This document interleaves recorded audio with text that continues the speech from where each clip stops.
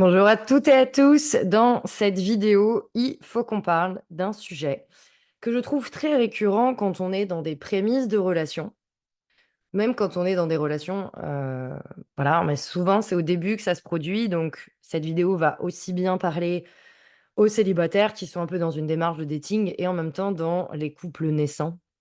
Alors, un couple naissant, ça peut, évidemment, hein, il n'y a pas de durée fixe. Ce ressenti peut vraiment être perçu par plein de personnes, OK? Donc il faut qu'on parle de ce que j'appelle la version actuelle de son ou sa partenaire. Alors c'est pas très sexy, j'entends, mais en même temps, si je fais ces vidéos, c'est justement pour remettre les choses à leur juste place. Cesser de romancer, de fantasmer, d'idéaliser. Pourquoi? Parce qu'au bout d'un moment, dans tous les cas, ça revient à la figure de la personne qui idéalise ou qui romance. Alors, il y a une source que je peux, vous citer. Bon, c'est le couple mode d'emploi, donc de Harvey Hendrix, qui explique très bien, en fait, ce modèle-là, où lui, il séquence, en fait, comment dire? La chronologie d'un couple. C'est qu'au départ, il y a la phase lune de miel, donc c'est un peu de ça que je veux parler. La deuxième phase, généralement, c'est la lutte des pouvoirs. Je crois qu'il utilise ce terme-là. Pourquoi? Parce que plus on va mettre haut, plus on va piédestaliser la relation, plus on va avoir des attentes, des fantasmes un petit peu et nécessairement, à un moment donné, juste l'équilibre se réajuste, le naturel revient et là, on s'aperçoit de choses où juste on se rend compte que ça a toujours été là, mais on le tolère plus parce qu'il y a plus la dopamine des débuts, hein, voilà, c'est toutes ces petites décharges-là de trucs positifs dans notre corps qui s'essoufflent au fur et à mesure et donc la lutte des pouvoirs avec, toutes nos peurs, tous nos traumas, la part d'ombre un peu de chacun d'entre nous qui revient un peu sur le tapis et la troisième phase qu'il explique, c'est couple conscient ou pas. Alors, c'est pas l'objet de cette vidéo de vous présenter un peu toutes les phases, mais on part du principe qu'une fois qu'un couple a passé cette lutte des pouvoirs, comprend comment communiquer, comprend comment s'écouter déjà soi, puis ensuite écouter son partenaire, comment le recevoir, comment mieux l'appréhender, comment co-construire la relation de façon saine et plus dans la fuite, parce que bien souvent les couples d'aujourd'hui ont fui. On fuit les discussions, on fuit dans de l'adultère, on fuit dans des addictions, on fuit au travail. Enfin bon, bref, j'accompagne plein de personnes qui, bon, sont célibataires maintenant, mais qui ont entretenu des modèles un peu de fuite parce qu'eux étaient coincés finalement dans cette phase de lutte des pouvoirs. Et pourquoi je veux qu'on parle de ça? Parce que, en fait, tout se passe déjà dans la phase lune de miel. Alors, je dis pas que il faut pas être dans cette phase lune de miel. Déjà, moi, je ne dis rien du tout. Vous faites ce que vous voulez. Simplement, c'est important d'avoir conscience que cette phase lune de miel, une fois qu'elle est trop extrapolée, surjouée dans que le positif, c'est-à-dire: «Oh là là, c'est trop bien, on a une complicité de ouf, on passe notre temps, au lit, câlin, affection, on se découvre». Du coup, il y a un côté excitant, exaltant, c'est et ce qui est naturel au final. La nouveauté, l'expérience, la nouvelle personne, on a l'impression qu'on se comprend, c'est la personne qu'on a toujours attendue. Et comme on avait cette envie de s'attacher émotionnellement à quelqu'un, parce que je répète, quoi qu'on en dise, bon, ceux qui sont coachés par moi ont l'habitude, mais on est des animaux sociaux. C'est-à-dire qu'on peut se raconter l'histoire qu'on est bien tout seul ou qu'on a besoin de personne, qu'on n'attend rien de personne. On est des animaux sociaux. Et ça relève que de moi, mais je crois qu'on a besoin les uns des autres pour grandir, pour voir des choses de nous-mêmes aussi, qu'on voit à travers les gens. Et pour nous permettre d'évoluer, pour nous permettre d'atteindre nos objectifs. Je pense qu'aujourd'hui, c'est se raconter une histoire que de croire qu'on peut se détacher de tout ça. Donc même, je trouve ça cool de se dire qu'on a envie de s'attacher à quelqu'un, de se dire qu'on a envie de se lier à quelqu'un, de se dire que on a envie de dépendre d'une certaine manière de quelqu'un, parce qu'il y a beaucoup de choses qui tournent sur la dépendance affective, comme si c'était quelque chose à éradiquer, chose dont je ne suis pas d'accord. Encore une fois, le trop est l'ennemi du bien, c'est-à-dire que tout rendu à excès n'est pas forcément sain, Mais pour moi, la dépendance affective, c'est quelque chose de positif. C'est aussi ce qui nous permet de nous lier les uns aux autres. Donc, voilà, juste toujours, encore une fois, prendre de la hauteur, remettre en question, se poser les bonnes questions. OK? Remettre en question, ça veut pas dire, comme je dis souvent, c'est pas enlever des jugements pour en mettre d'autres. Ne commencez pas à juger votre dépendance affective pour y mettre finalement une indépendance affective et vous dire: «Ouais, non, mais c'est vrai, la dépendance affective, c'est nul, je suis trop gentil, je tolère trop et du coup, bah, je vais être hyper méfiant» et ou alors poser le cadre de suite, être hyper, froid, inflexible. Bref, je vous dis ça parce que j'ai souvent affaire à ça en séance. Des personnes qui passent d'un extrême à l'autre. Pourquoi? Parce que on n'écoute pas la blessure de base qui nous rend dépendants affectifs à l'excès et donc ça nous rend indépendants affectifs à l'excès, évidemment, puisque c'est traiter que les symptômes et la blessure n'est toujours pas traitée. C'est comme une addiction. Pourquoi certains, quand ils arrêtent de fumer, prennent beaucoup de poids? Parce qu'ils juste, ils remettent leur addiction derrière la nourriture, par exemple. J'avais même quelqu'un que j'avais rencontré qui était, excessivement dans les jeux vidéo pour compenser, voilà, parce que pourquoi? Ce qui nous a rendus addicts, en fait, c'est pas uniquement la cigarette, c'est quelque chose de plus profond. Bref, comme d'habitude, je m'égare. Ce que je voulais, vous dire dans cette vidéo, donc c'est vraiment, si vous êtes dans ce cas où soit vous avez envie de rencontrer quelqu'un, soit vous avez rencontré quelqu'un ou alors vous êtes encore dans cette phase qu'on peut dire de découverte, d'expérimentation de l'autre. On n'a pas, voilà, encore une routine, un quotidien qui met en lumière certaines choses de l'autre. Je pose à chaque fois la question à mes coachés ou aux personnes de l'agence que j'accompagne, c'est: «Est-ce que tu es capable d'aimer la version actuelle de ton ou ta partenaire?» Parce que bien souvent, quand on commence à être en transition de lune de miel et lutte des pouvoirs, on commence à chercher à se convaincre. Oui, mais peut-être qu'avec le temps, ça va changer ou d'être avec moi, il va évoluer, elle va évoluer. Si je lui dis de faire ci ou machin, par amour.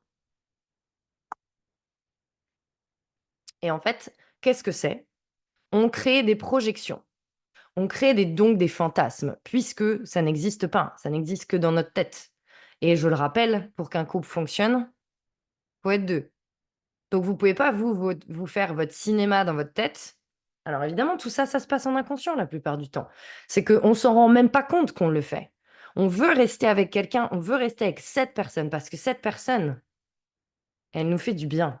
Cette personne, elle nous fait nous sentir aimés, elle nous fait nous sentir désirés et c'est à ça qu'on est lié en fait. C'est à ce sentiment d'être connecté à quelqu'un et quand on commence à avoir affaire à la part d'ombre, à des choses qui nous plaisent moins, qui viennent nous réactiver aussi sur des choses qu'on n'aime pas à l'intérieur de nous, on va chercher à se rattacher à ce truc-là, à se dire: «Ah mais ouais, mais je me sens trop bien avec lui, au final, c'est pas trop grave s'il fait pas ça.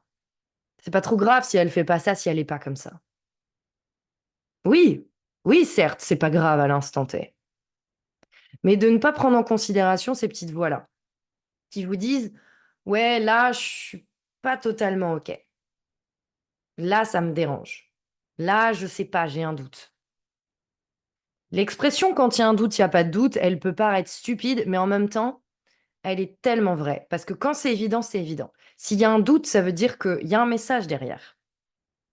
Pas nécessairement que la personne avec qui vous êtes n'est pas faite pour vous. Simplement qu'il y a un élément que vous ne prenez pas en compte. Et encore une fois, c'est naturel. C'est mon quotidien. J'ai affaire à plein de gens qui veulent vraiment être dans une relation. Et au-delà de ça, moi, j'appelle ça mes petits célibataires ambitieux, c'est des personnes qui veulent comprendre qu'est-ce qui fait que ça n'a pas marché avant, qui veulent reprendre la responsabilité de leur vie amoureuse et vraiment construire une relation saine. Ça ne veut pas dire que c'est simple, ça ne veut pas dire que c'est sans effort, ça ne veut pas dire que euh, ça se fait comme ça juste en le décidant, c'est du travail. Mais encore une fois, en se posant les bonnes questions, et pour moi, la première question, c'est celle-là, hein, et c'est important de se la poser même dans toutes les phases d'une relation. Parce que, outre les 3 phases, hein, je le rappelle, que présente, l'auteur dans le livre, donc pour celles et ceux qui s'intéressent un peu au couple, Il est très bien ce livre, il explique très bien. Ça reste un modèle. Même dans la phase de lune de miel, même dans la lutte des pouvoirs, vous avez aussi des phases qu'on appelle de connexion et de déconnexion à votre partenaire. C'est OK. Pourquoi? Parce que quand on va commencer à partager un quotidien, il va se passer plein de choses dans votre vie. Il y a aussi d'autres domaines de vie qui comptent.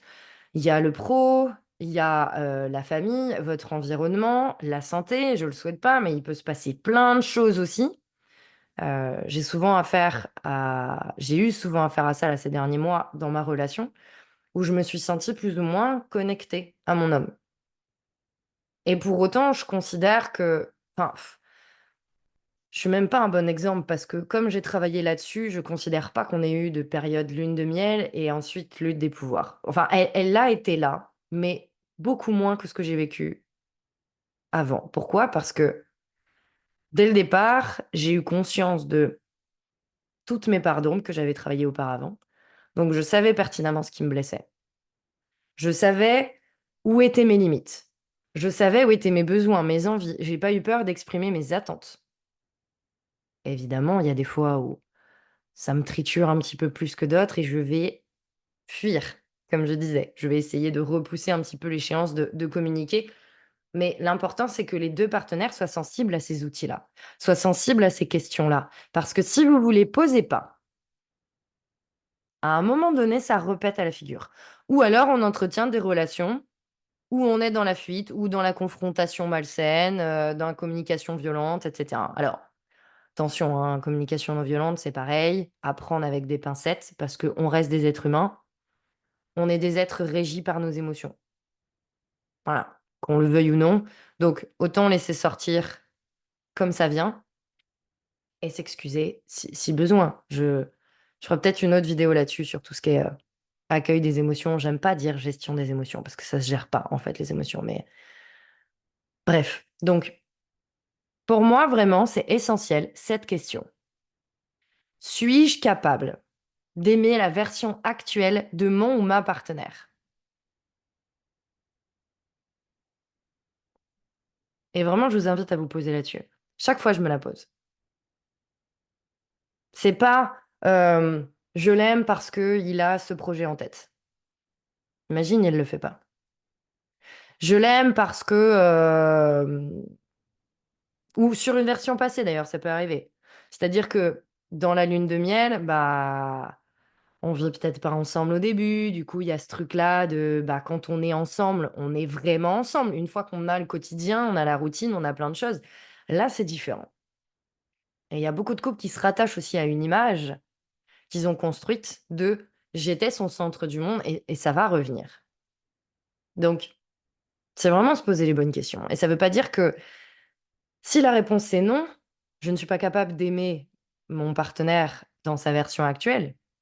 Ça peut être non, mais avec une petite astérix. Il y a peut-être là, c'est une vraie discussion authentique. Qu'est-ce qu'on peut ajuster ensemble?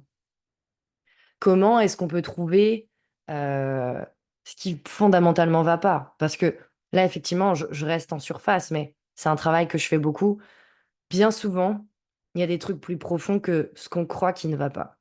Je sais pas si c'est clair ce que je viens de dire, mais la plupart du temps, c'est des problèmes de surface. Et le but, c'est de se poser des questions pour aller creuser. Pourquoi ça me dérange? En quoi c'est important pour moi?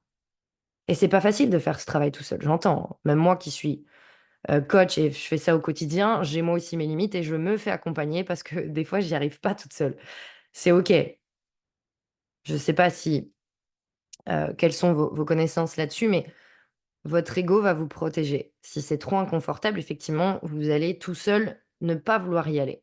Mais déjà, commencez à se poser les bonnes questions. Et quand on rencontre quelqu'un, oui, apprécier, évidemment, apprécier la découverte, apprécier l'expérimentation, mais ne pas s'oublier, ne pas se suradapter, tout ça parce qu'on a l'impression de vivre enfin ce qu'on a toujours attendu. Et c'est ça que je constate, c'est que on se dit: «Putain, enfin, ça m'arrive, je suis trop contente, c'est trop bien, je me sens flotter». Oui, alors en réalité, c'est surtout de la dopamine, hein.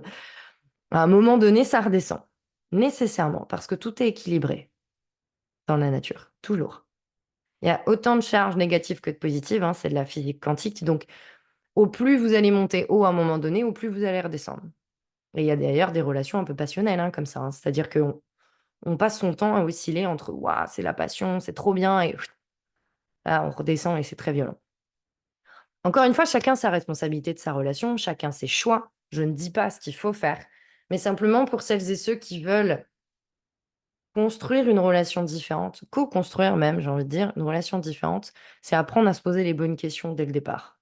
Et c'est pour ça que version actuelle, je ne sais pas trop comment le dire, parce que oui, c'est vrai que c'est pas très sexy, c'est pas très marketing, mais voilà, si vous avez des suggestions à la limite, je suis preneuse.